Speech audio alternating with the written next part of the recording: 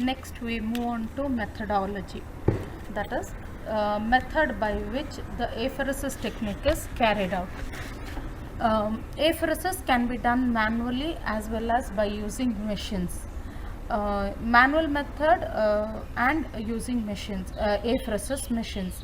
Apheresis machines you have by centrifugation technique,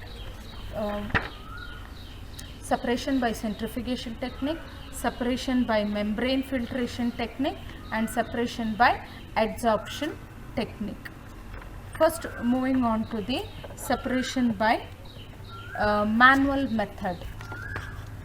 Manual method. Hemapheresis can be performed manually using refrigerated centrifuge and specialized plastic bag system. The blood is collected into a plastic bag containing anticoagulant preservative solution.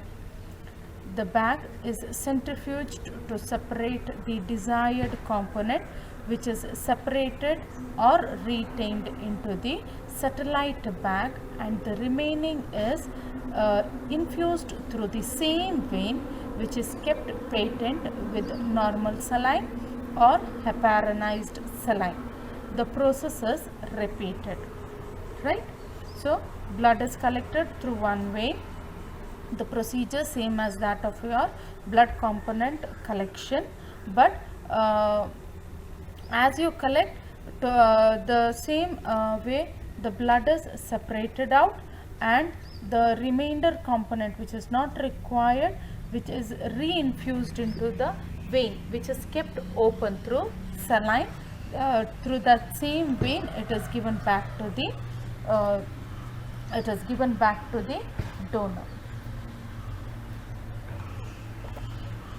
The disadvantage of this technique is the amount of component harvested or collected is very less when compared to the automated machine. The time required is very much high when compared to the automated technique. Also, blood volume taken out from the body is more. Extracorporeal blood is more when compared to the apheresis technique, but this is a simple technique with less of equipment requirement. Next, moving on to the apheresis technique using machines. Apheresis technique using machines, as I said, first by separation by the using the centrifugation. There are two types of centrifugation technique. One is intermittent flow centrifugation technique, IFC, and continuous flow centrifugation technique. Intermittent flow centrifugation technique, examples of machines are Haemonectic model S30 V50 MCS, Dideco Progress. Continuous flow centrifugation technique, we have machines like Cope Spectra, Dideco Viva, Fresenius. This is the principle of apheresis technique. It is generally based on the same centrifugation technique, where the separation takes place based on the density of the component. Here you can see the placement of different components. These are placed based on the density of the components. The same slide here also. Next, we move on to the separation by centrifugation technique. The general procedure here is a measured amount of anticoagulant solution is added to the whole blood as it is drawn from the donor or patient by intermittent or continuous flow. The blood is pumped into a rotating bowl and centrifuged. Layering of components occurs based on differences in density. The desired fraction is diverted and the remaining element is returned to the donor or the recipient.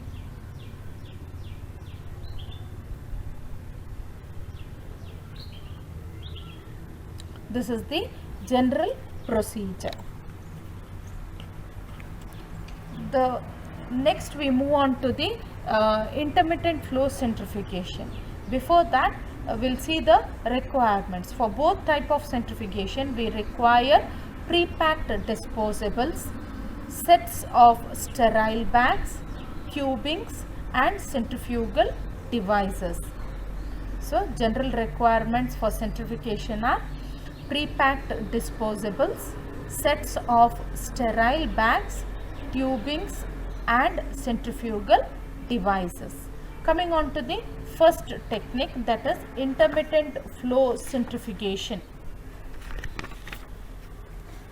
Here the blood is drawn from an individual with the assistance of a pump and is mixed with anticoagulant preservative solution, either ACD or CPD, through tubing before being pumped into the disposable centrifugation bowl through the inlet port. The blood gets separated in the bowl into various components by differential centrifugation. As the red cells have greater density, they get packed against the outer rim of the bowl, followed by the white cells, platelets and the plasma. This is how they are layered. The separated components flow from the bowl through the outlet port, with the desired component being harvested into the separate collection bag. The centrifuge stops and the pump gets reversed. That is, by this we finish with the one cycle and the cycle is repeated again. So it is called intermittent because the procedure stops in between. That is, once the collection is done, it stops. By the other side, separation will be done, and through the same vein, the remaining component which is not required is given back to the donor. That's why it is called intermittent. So this is the hemodynamic centrifugation bowl which is used for IFC procedure.